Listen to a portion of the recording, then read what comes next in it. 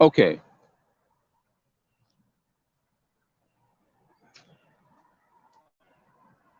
For some reason, man, what I'm gonna do, I'm gonna go home and I'm gonna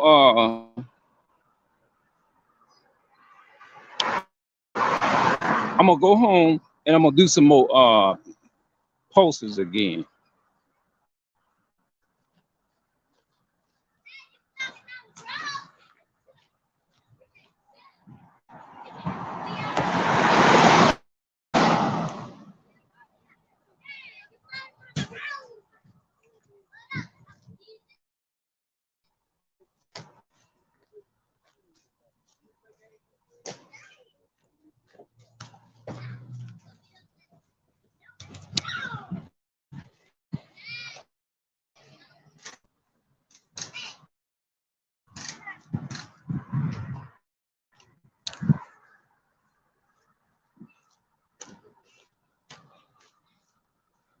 Get it on back into the house.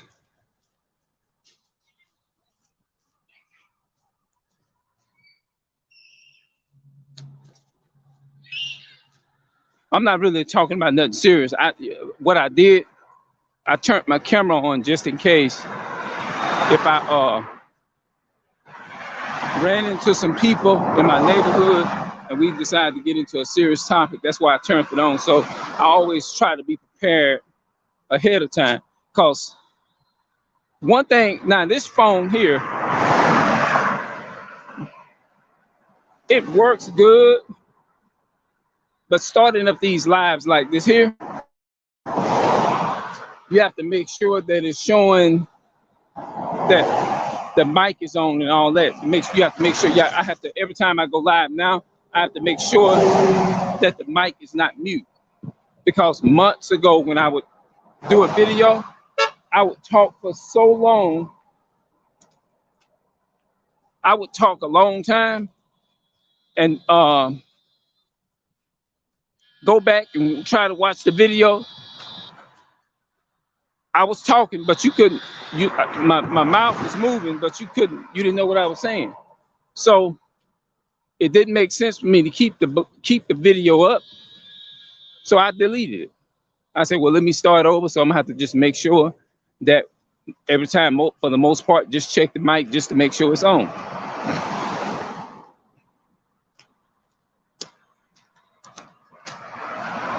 So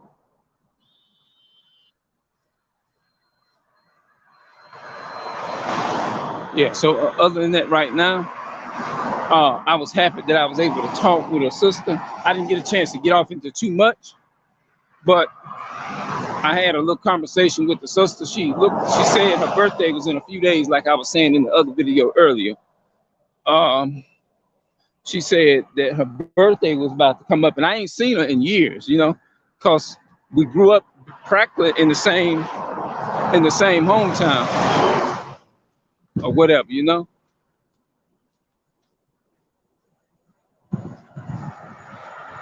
So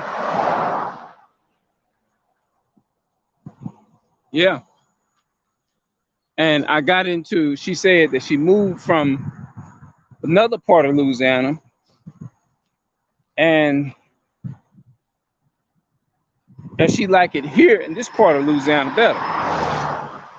And she mentioned something about crime. She said, police don't mess with you like that. I said, well, you don't feel like there's racism here and this and that and the third? She said, no, I don't. She basically was saying she don't believe it exists. I say, So I said,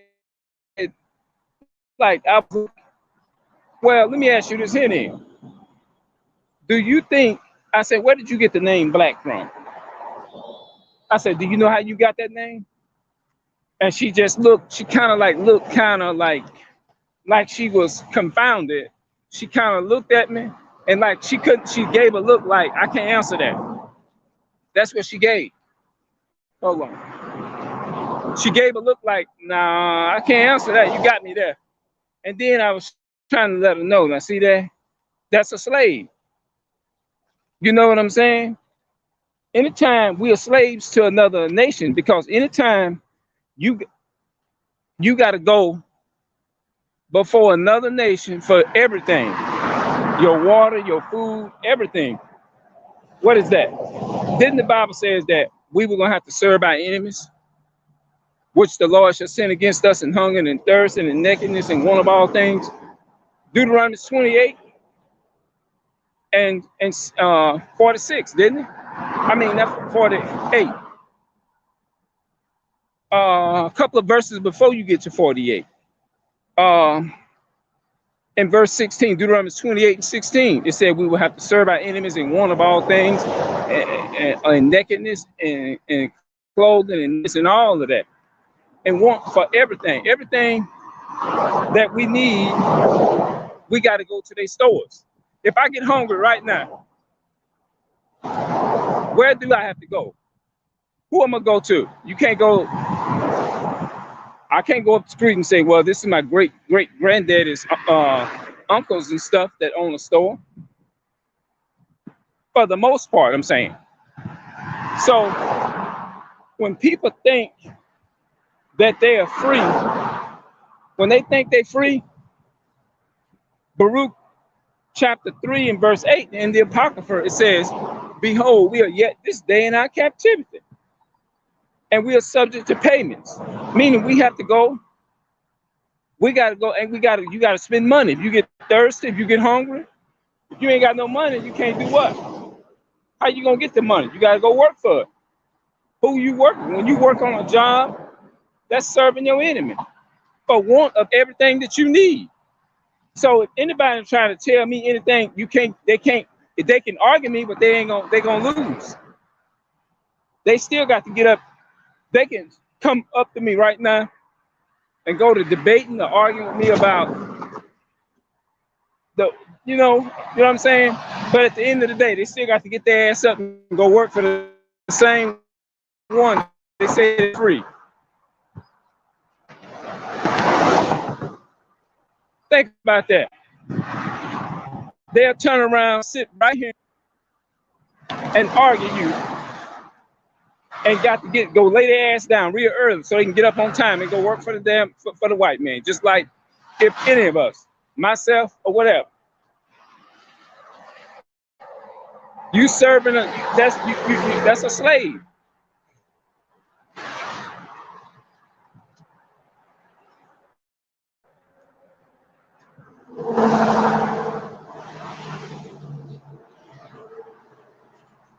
The definition of a slave is that you are restricted from certain resources. What is that? That's a slave. Another way I give it to you. Damn, if your ass is rich, you can be rich. Say you're gonna save your money and you ain't gonna get out here and pay your insurance and this and that and the third, and just strip your car plain James.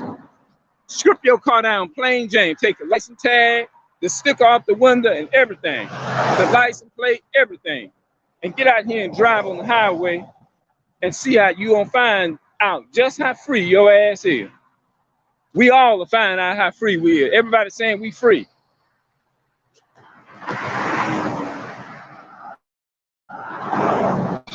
Don't they keep our people? We keep the white man's law, don't we? Why can't we keep God's law like that? You know why they don't want to keep God's law? Because it's too much like right. But it's too much like the right. It's more like right. Is to go and get up and be submissive to your enemy and work for him.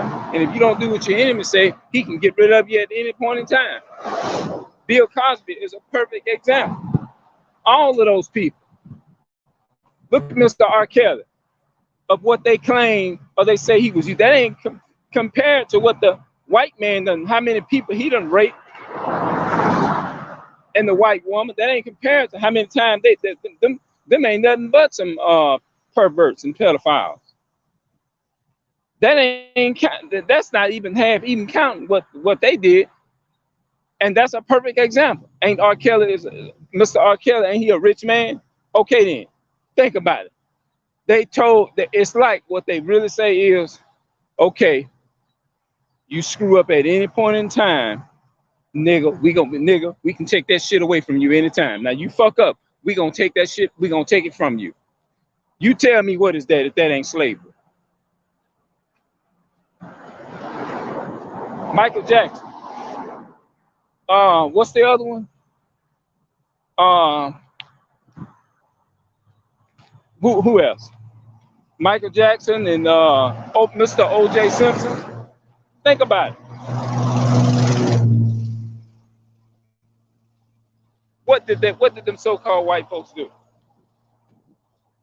They took it from him, right? They took all that from him, right? Celebrities, black celebrities, you know that they don't do no so-called white celebrities like that. And if they did do it, they'll pretend like they treat them like they treat like they say, oh, it's not a color thing. You stupid ass, you ignorant ass so-called white people, devils, damn devils. What in the hell make them think we gonna accept and just okay, yeah, it's not about this and that and the color. It's not about that, this and that and the third. Get the fuck up out of here. They think so-called black people, they think we crazy, they think we stupid somehow. Is they got music around here? Hold on, wait a minute. I'm gonna turn this off. I think they do have music.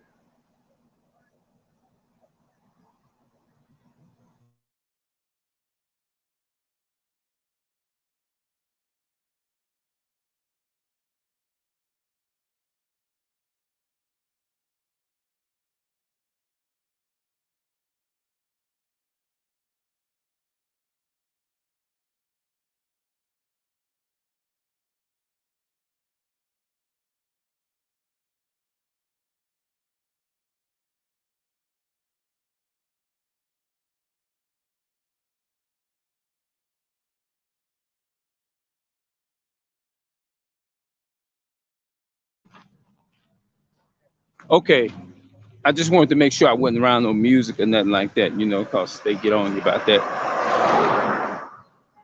But our people sit up.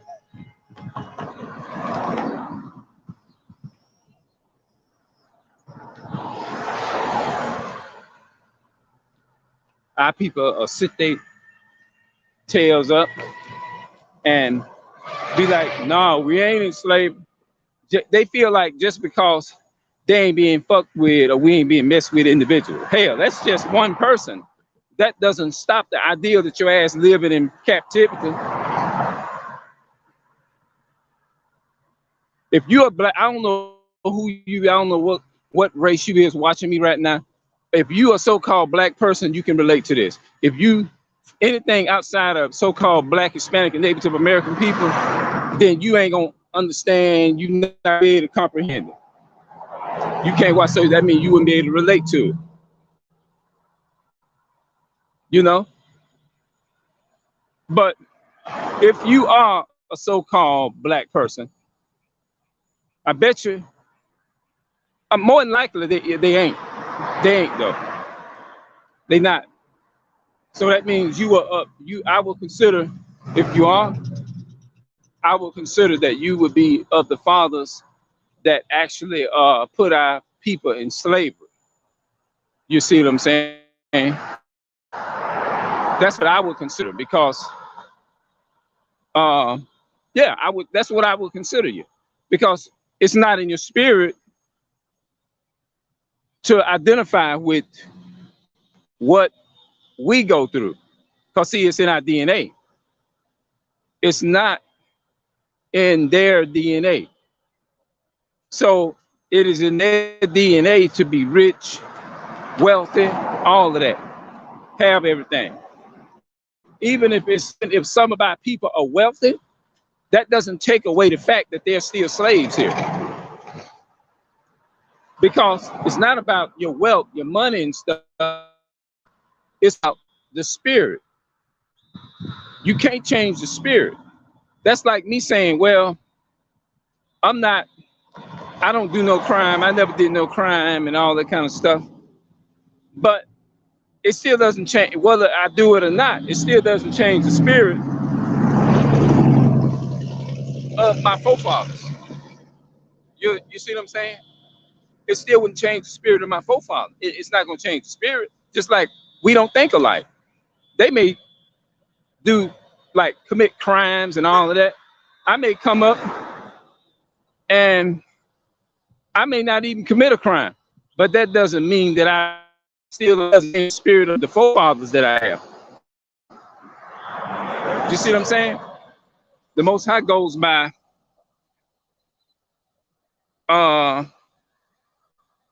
it's about nation, it's about bloodline. So whatever nationality that you are of, that's what your spirit gonna identify with.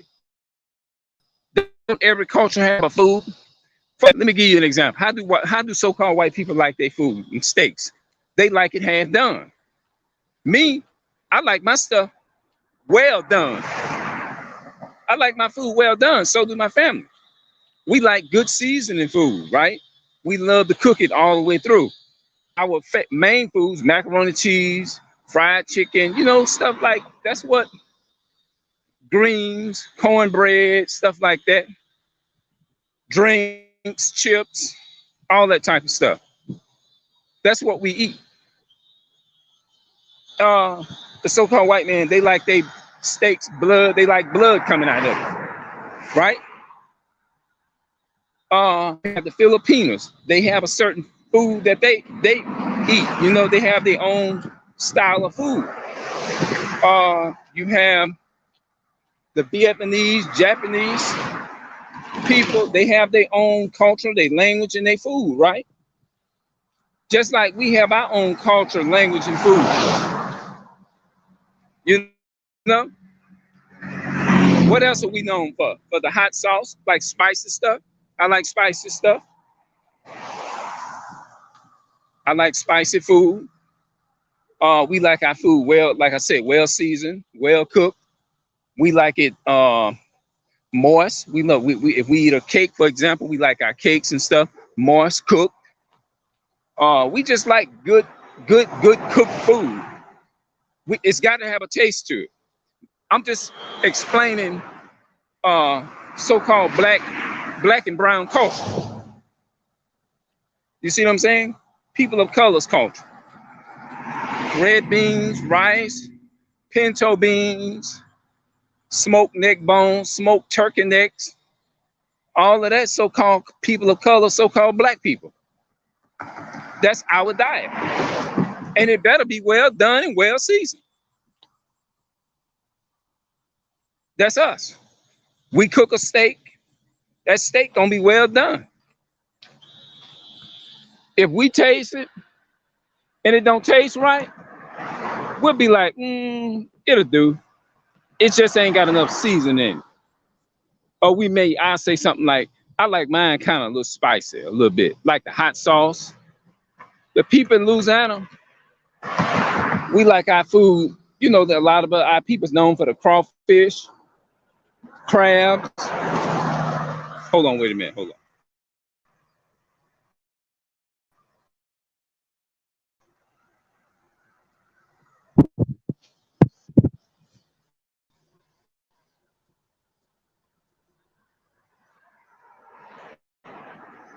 Yeah, we like our stuff with we like crabs, shrimp. Or of course, once I learned in '92 that it was bad, I stopped eating it. You see what I'm saying? I stopped eating a lot of crabs and stuff like that. But I do like my food well done, well cooked, well seasoned. Yeah, we don't like nothing half done. We not gonna take no damn chances jumping out no damn airplane. Look like it's finna pour down rain. We ain't gonna turn around, hold on, and jump out no damn airplane. We ain't gonna do that.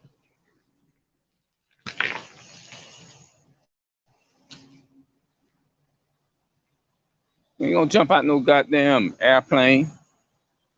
You know, I'm just, again, that's just me explaining so-called Black American culture. That's all I'm doing. Hold on, wait a minute. Yeah, I'm explaining Black American culture.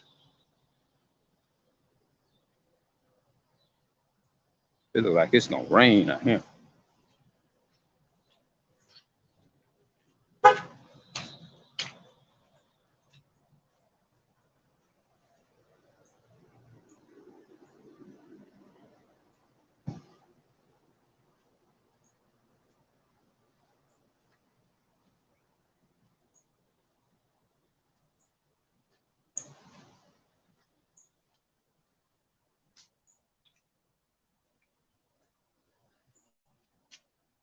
Looks like it's gonna pour down rain.